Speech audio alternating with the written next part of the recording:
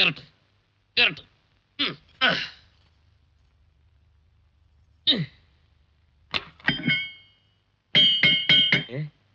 ഈ വശത്തെ ചെവി പഞ്ചറായി. ഇവിടെ ഉണ്ട്. ഇന്ന് ചെവി, നാളെ മൂക്ക്, മറ്റന്നാ കണ്ണ്. അങ്ങനെ ഓരോ ദിവസം കഴിയും തോറും നിന്റെ അവയവങ്ങൾ ഓരോന്നായി ഫ്യൂസ് ആയിക്കൊണ്ടിരിക്കും. സൂക്ഷിച്ചോ ഈശ്വര. മൂത്ത ഇളകി ഇളയതിന് അതുകൊണ്ട് എല്ലാത്തിനും ഇളകിപ്പോ. ഒരു വക്കീലിനാവശ്യം തെളിവുകളാണ്. തെളിവുകളില്ലാതെ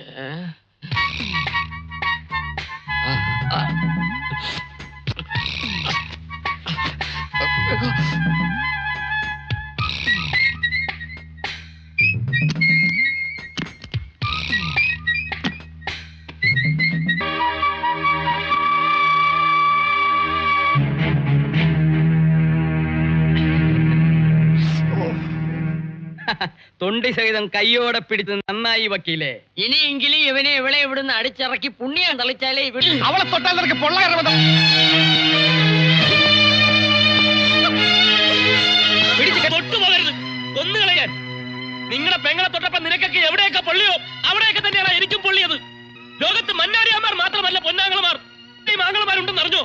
തല ഇവിടെ വെട്ടിവെച്ചിട്ട് പോകുന്നു അതോ ഞാൻ വെട്ടണോ? ആർച്ചെ പറ്റിച്ചാൽ ഞങ്ങൾ സഹിക്കത്തില്ലടാ. ചതിച്ചു വരെ ചതയ്ക്കാതെ വിട്ടാൽ മന്നാടിയാർമാർക്ക് ഉറക്കം വരില്ലടാ.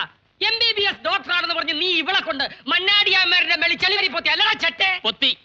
വണ്ണം കുറയ്ക്കാൻ വീരേന്ദ്ര മന്നാടിയാരെ നീ വട്ട ഓടിച്ചില്ലടാ വഞ്ചക. ഓടിച്ചു. ഞങ്ങളുടെ പാവ ആർച്ചയെ കൊണ്ട് നീ പാവയ്ക്കാതെ കുടിപ്പിച്ചില്ലടാ പാവി. കുടിപ്പിച്ചു. ആർച്ചയെ കൊണ്ട് ഇനിയും പാവയ്ക്കാൻ നേരി ഞാൻ കുടിപ്പിക്കും. കുടിപ്പിക്കോ? വീരേന്ദ്ര മന്നാടിയാരെ കൊണ്ട് ഇനിയും ഞാൻ ഓടിപ്പിക്കും. നീ ഓടിപ്പിക്കോ? ചെളിയില്ല, ചാണകം വരെ തേപ്പിക്കും. നീ ചാണകം തേപ്പിക്കോ? കുറ്റസമ്മതം നടത്തി തടുത്തപ്പാമെന്ന് നീ കരുതണ്ട. ഒരിക്കലും അങ്ങനെ ഒരു ഉദ്ദേശം എനിക്കില്ല. ഞാൻ എന്തെങ്കിലും ചെയ്തിട്ടുണ്ടെങ്കിൽ അത് മന്നാടിയന്മാരുടെ നന്മയ്ക്ക് വേണ്ടി മാത്രമായിരുന്നു. അടിച്ച് ചള്ള പൊട്ടിക്കടാ. ആരെ? ഈ പന്നി. ആങ്ങളെയും പെങ്ങളെയും കണ്ടാ തിരിച്ചറിയില്ലെങ്കിൽ പൊട്ടിച്ചു കളയടാ ഇവന്റെ ഈ കണ്ണ്. കണ്ണു പൊട്ടിച്ചാ ഞാൻ എങ്ങനെ ഉറങ്ങും മന്നാടിയാരെ? നിർത്തടാ. പെങ്ങളെ കണ്ണിലെ കൃഷ്ണമണി പോലെ നോക്കുന്ന ആങ്ങളമാരെ ഞങ്ങൾ മന്നാടിയാന്മാർക്ക് പെരുത്തിഷ്ട. ആങ്ങളെയും പെങ്ങളെയും ഞങ്ങൾക്ക് ബോധിച്ചു, നന്നായി ബോധിച്ചു. എല്ലാരും എന്നോട് ക്ഷമിക്കണം. ഞാൻ നിങ്ങളോട് ഒരുപാട് തെറ്റ് ചെയ്തു. ഒരു ആക്സിഡന്റിൽപ്പെട്ട് മനസ്സിന്റെ സമനില തെറ്റിപ്പോ മഞ്ജുവിനെ വിശ്വസിച്ചേൽപ്പിക്കാൻ ഈ ഭൂമിയിൽ എനിക്ക് മറ്റാരുമില്ല. മന്നാടിയാർ ഞങ്ങളെ ഇറക്കി വിടരുത്. വേണ്ട. ആങ്ങളെയും പെങ്ങളും ഇനി ഒരിടത്തും പോണ്ട, ഇവിടെ തന്നെ നിന്നാ മതി. അപ്പൊ ഈ ഫോട്ടോ കൊണ്ടുപോയി വക്കീലിനെ മുറി ഫ്രെയിം ചെയ്ത് വെക്കടാ. നിന്റെ എല്ലാരും പോ.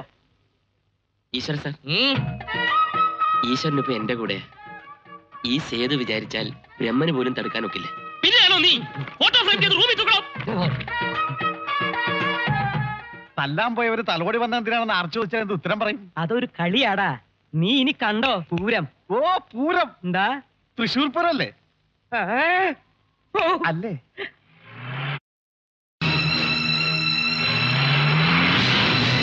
പല പ്രാവശ്യം ചോദിച്ചിട്ടും താൻ ഒന്നും പറഞ്ഞില്ല.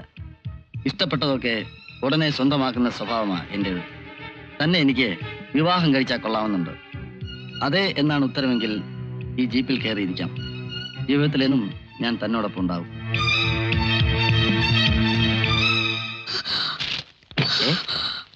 എന്താ?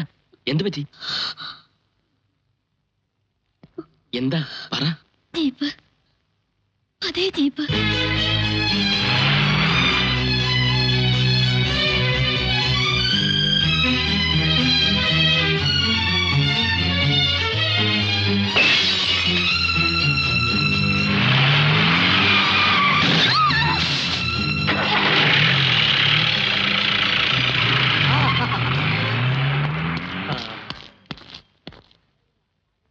മർമണി, ആ ജീപ്പിൽ പോയത് ആരാ?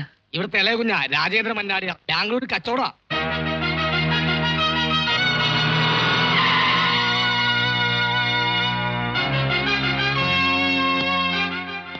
രാജേന്ദ്ര മന്നാടിയാർ അല്ലേ? അതെ. എന്താ? എന്നെ അറിയോ? നീ തട്ടിക്കളിച്ച് ജീവിതം തകർത്ത മഞ്ജുവിനെ ഓർമ്മയുണ്ടോ? മഞ്ജുവിന്റെ ചേട്ടൻ?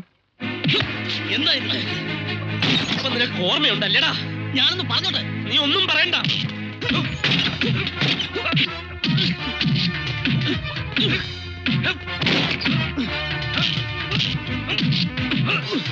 ഞാൻ പറഞ്ഞു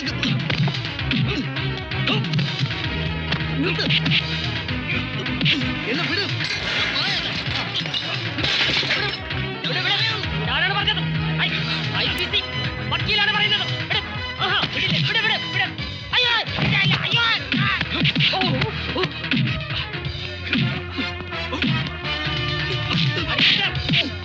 അടിക്കരുത്. അടിക്കരുത്. അടിക്കരുത്. ഓടാ, ഓടാ.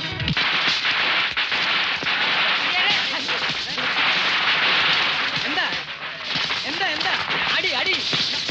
അയ്യോ, എന്തൊരു കഷ്ടമായത്. എന്നെ അടിക്കാനല്ല, ആ രാജേന്ദ്ര മന്നാടിയാരെ പട്ടിയെ തല്ലുന്ന പോലെ തല്ലുന്നു. ആരാടാ ഞങ്ങളുടെ അനിയനെ തൊട്ടത്? തൊടുകയല്ല, തൊഴിച്ചോണ്ടിരിക്കുകയാണ് ആ വക്കീല്.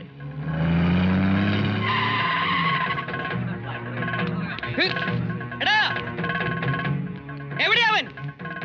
ഞങ്ങളുടെ അനിയനെ തൊട്ടവൻ എവിടെയാണ്? വക്കീലേ എവിടെയാ അവൻ? ഇവിടെ വെച്ചായിരുന്നല്ലോ അത്. മന്നാടി ഭഗവതി എന്റെ പ്രാർത്ഥന കേട്ടു. ഇനി ഓന്മാര് തല്ലി ചത്തോളും. പ്രേത വിചാരണയ്ക്ക് പോയാ മതി. പറയടാ, ആ സേതുരാമൻ എവിടെ? ഞാൻ പറയാം. ആണുങ്ങളായിട്ട് മീശയും വെച്ച് നടക്കുന്നു. ഞങ്ങളുടെയൊക്കെ പേരെടുത്ത തള്ളയാണെന്ന് കരുതിയാ വെതച്ചാളെ ഞാൻ. വീരേന്ദ്ര, വേണ്ട, ജീപ്പ് എടുക്കടാ.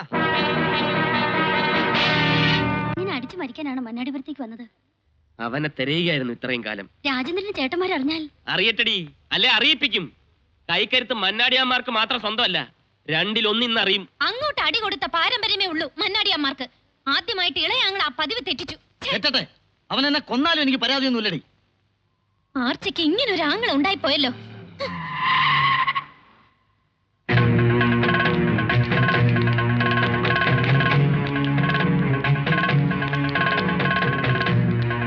ചവിട്ടി പൊടിക്കടാ. ഇറങ്ങി വാടാ. മന്നാടിയാമ്മയുടെ മാനം കപ്പല് കയറ്റി അയച്ച ഇവൻ ഈ കരയിൽ ഇനി ജീവിക്കണ്ടോ? പൊന്നമ്മീന്റെ തൊട്ട് കളിക്കാൻ എവിടെ നിന്നാണ് ഇത്ര കരുത്ത്? എന്തിനാണ് അനിയനെ തല്ലിയത്? അവനോട് നിനക്ക് എന്താണ് ബന്ധം? പറയടാ. ഇത് ഞാനും അവനും തമ്മിലുള്ള പ്രശ്നമാണ്. നിങ്ങൾ ആരും ഇടപെടണ്ട. ഇടപെട്ടാൽ എടാ, ഇടപെട്ടാൽ നീ എന്ത് ചെയ്യടാ? അവൻ ഞങ്ങളുടെ സ്വന്തം ചോരയാടാ, സ്വന്തം ചോര. അവസാനിപ്പിക്കണം. ഇതല്ലേ പറഞ്ഞത്? ഞാൻ നിങ്ങളുടെ ചോരയാണെങ്കിൽ ഞാൻ പറയുന്നത് കേക്ക്. കേറി പോകത്ത്. രാജേന്ദ്ര, അതെ, നിങ്ങളുടെ അനിയൻ രാജേന്ദ്ര മന്നാടിയെ തന്നെയാ പറയുന്നത്. സേതുവിനോട് തെറ്റിയത് ഞാനാ.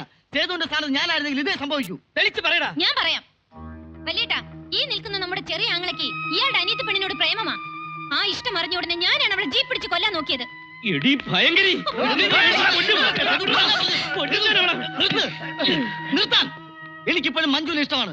ആരൊക്കെ എന്തൊക്കെ പറഞ്ഞാലും ശരി, മഞ്ജുവിന് എന്നെ ഇഷ്ടമാണെങ്കിൽ ഞാൻ അവളെ വിവാഹം കഴിക്കൂ. ആരെതിർത്താലും ശരി. വലിയേട്ടാ, നോക്കി നിൽക്കാൻ രണ്ടിനും പടി ഇറക്കി വിട്. മതി ഇയാളുടെയും പെങ്ങളുടെയും സേവനം ഇവിടെ. എനിക്ക് മതിയായിടി. ഈ മണ്ടന്മാരായ മൂന്നാളുമാരെ പറഞ്ഞനുസരിപ്പിക്കുന്ന പോലെ ലോകത്തുള്ള എല്ലാ ആണുങ്ങളുടെയും മേക്കിട്ട് കയറാവുന്ന നിനക്കൊരു ധാരണയുണ്ട്. പക്ഷെ സേതുരാമനോട് അത് വേണ്ടടി. നീ വാ. നിക്ക്. പണ്ടൊരു തീരുമാനമെടുക്കാൻ ഞാൻ അല്പം വൈകിപ്പോയി. ഇപ്പൊ ഈ നിമിഷം ഞാൻ ഒരു തീരുമാനമെടുക്കുന്നു. നിങ്ങൾ എവിടെ വിളിച്ചാലും ഞാൻ വരാൻ തയ്യാർ.